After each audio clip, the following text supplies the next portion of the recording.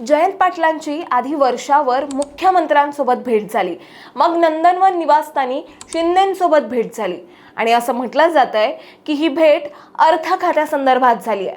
पण इथे मुळात प्रश्न असा आहे की एकाच आठवड्यात सत्ताधारी आघाडीच्या दोन्ही सर्वोच्च नेत्यांना भेटण्याची ही लगबग का केली जाते? अशातच जयंत पाटलांना अर्थमंत्री करणार असल्याची देखील एक चर्चा राजकीय वर्तुळात रंगली आहे. त्यामुळे खरंच जयंत पाटील अर्थमंत्री होणार का? आणि अर्थ खातं त्यांना मिळालं तर जयंत पाटील 2/3 गट घेऊन सत्तेत सामील होणार का? आणि झाले तरी कोणत्या पक्षात ते विलीन होणार? सुनेत्रा पवारांच्या राष्ट्रवादीत, भाजपमध्ये की शिंदेंच्या शिवसेनेत? यावरूनच राजकारणात बराच गोंधळ सुरू आहे. आता हेच नेमकं काय घडतंय, पुढे ह्यावर काय होऊ शकतं, आपण सगळं सविस्तर जाणून घेणार आहोत या व्हिडिओच्या माध्यमातून. दरम्यान चॅनलवर नवे आला असाल तर इकडे खाली दिसत असलेल्या सबस्क्राईब बटनवर लगेच क्लिक करा. तर घडलेला घटनाक्रम पाहता गुरुवारी रात्री जयंत पाटील हे आमदार जितेंद्र आव्हाड यांच्या सोबत उपमुख्यमंत्री एकनाथ शिंदे यांच्या शासकीय निवासस्थानी नंदनवन या ठिकाणी पोहोचले.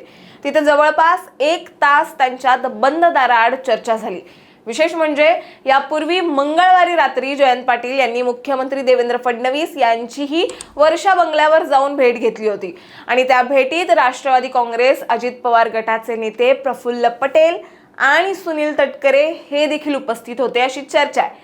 आणि या सगळ्या चर्चांवर जयंत पाटील यांनी स्वतः पत्रकार परिषदेत उत्तर दिलं की त्यांच्या मते ही भेट त्यांच्या इस्लामपूर मतदारसंघातील नगराध्यक्षांना बेकायदेशीरपणे अपात्र ठरवण्यात आल्याच्या तक्रारी संदर्भात होती. तसंच नगरविकास खात्याशी संबंधित काही वैयक्तिक कामांसाठी होती. तर तिथे प्रफुल्ल पटेल आणि सुनील तटकरे यांच्यासोबत कोणतीही संयुक्त बैठक झाली नसल्याचं आणि विलनीकरणाच्या चर्चा फक्त अफवा असल्याचं त्यांनी स्पष्ट केलं. तर आम्ही सगळे शरद पवार यांच्या पाठीशी एकसंध आहोत असंही ते माध्यमांशी बोलताना बोलून गेले. पण राजकीय वर्तुळात मात्र वेगळीच चर्चा आहे. जयंत पाटील यांना अर्थमंत्री केलं जाऊ शकतं का याची. अर्थमंत्री पदाबद्दल विचारलं असता जयंत पाटील हसत म्हणाले की हा निर्णय मुख्यमंत्र्यांचा अधिकार आहे, मी त्याबद्दल काही विचार केलेला नाही. दुसरीकडे सूत्रांनी दिलेल्या माहितीनुसार जर कधी अर्थ खातं राष्ट्रवादीकडे गेलं तर निधी वाटपात भेदभाव होईल अशी भीती एकनाथ शिंदेंच्या शिवसेनेला वाटते आणि म्हणूनच शिंदेंनी हा विषय थेट अमित शहा यांच्या कानावर घातल्याचंही बोललं जात आहे. म्हणजे अर्थ खात्यावरून महायुतीतच अंतर्गत रस्सीखेच सुरू असल्याचं देखील एक चित्र या निमित्ताने पाहायला मिळत आहे, ज्याचा एक सविस्तर व्हिडिओ माझी सहकारी सेजल हिने केलाय, जो तुम्हाला या व्हिडिओच्या शेवटी सजेस्ट होईलच. तो तुम्ही नक्की बघा, म्हणजे तुम्हाला कळेल की या भेटीमागे किती गुंतागुंतीचं राजकारण सुरू आहे. अर्थात आपला तो मुद्दा नाहीये. आपला मूळ मुद्दा असा आहे की सध्या राजकीय वर्तुळात अशा चर्चांना उधाण आलंय की शरद पवार यांच्या नेतृत्वाखालील राष्ट्रवादी काँग्रेस पक्ष NDA मध्ये सामील होऊ शकतो. विधिमंडळाच्या अधिवेशनादरम्यान स्वतः शरद पवार यांनी देखील एकनाथ शिंदेंची भेट घेतली होती आणि जर शरद पवारांचा पक्ष NDA मध्ये सामील झाला तर महायुती सरकारच्या मंत्रिमंडळात जयंत पाटील यांना अत्यंत महत्त्वाचं असलेलं असं अर्थ खातं म्हणजेच त्यांना अर्थमंत्री पद मिळण्याची दाट शक्यता असल्याची चर्चा सध्या राजकीय वर्तुळात सुरू आहे.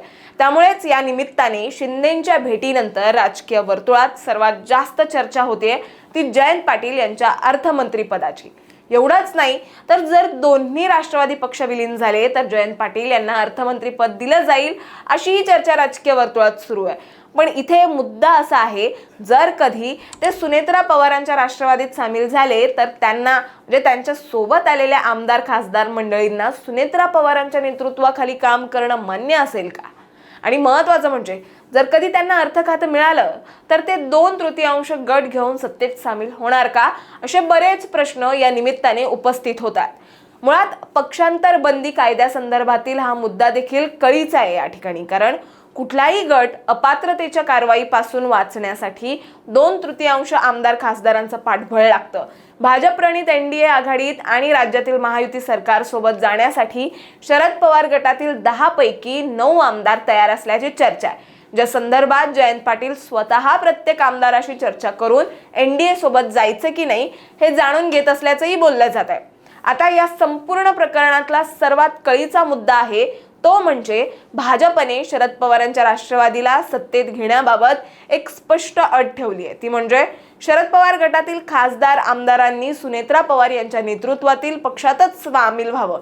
म्हणजे भाजपला वेगळा नवा तिसरा कोणता गट नकोय। पण इथेच खरा पेच आहे। शरद पवार आणि सुनेत्रा पवार या दोन्ही नेत्यांच्या नेतृत्वाखाली राष्ट्रवादीचे दोन्ही गट सध्या स्वतंत्रपणे कार्यरत आहेत। त्यामुळे शरद पवार गटातले नेते सुनेत्रा पवारांचं नेतृत्व मान्य करतील का, हा मोठा प्रश्न अजूनही अनुत्तरितच आहे। आता प्रश्न असा उरतो की जयंत पाटलांची शिंदे सोबतची भेट या सगळ्या गणितात नेमकी कुठे बसते। तर त्याच्यात दोन शक्यता समोर येतात।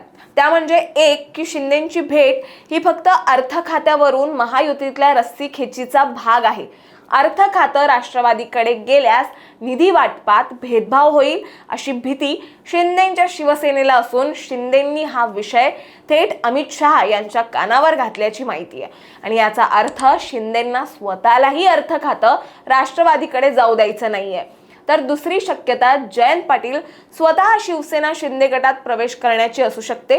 म्हणजे जर त्यांना सुनेत्रा पवार यांचं नेतृत्व मान्य नसेल तर ते शिंदेंच्या शिवसेनेत प्रवेश करून अर्थमंत्री होऊ शकतात, कारण ऑलरेडी भाजपने त्यांच्या पक्षाची दारं बंद केलेली आहेत।